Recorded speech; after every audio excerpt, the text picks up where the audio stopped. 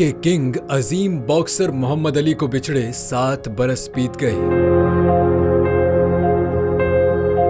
दुनिया के अजीम boxer Muhammad Ali को अपने मद्दाहों से बिछड़े 7 बरस बीत गए। उन्होंने बॉक्सिंग की दुनिया का सबसे बड़ा एजाज वर्ल्ड हैवीवेट बॉक्सिंग चैंपियनशिप 3 मर्तबा जीता। लेजेंड बॉक्सर मोहम्मद अली 17 जनवरी 1942 को अमरीकी शहर लुइविल के एक ईसाई घराने में पैदा हुए। 18 बरस की उम्र में उन्होंने इस्लाम कबूल करके अपना नाम मोहम्मद अली रखा।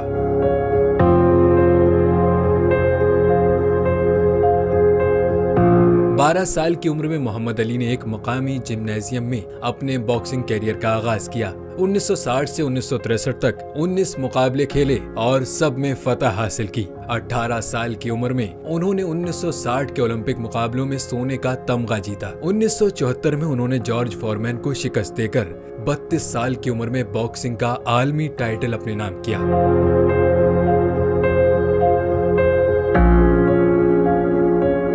39 साल की उम्र में उन्होंने रिटायरमेंट का ऐलान किया। उन्होंने अदाकारी और गुलकारी के शोबे में भी काम किया।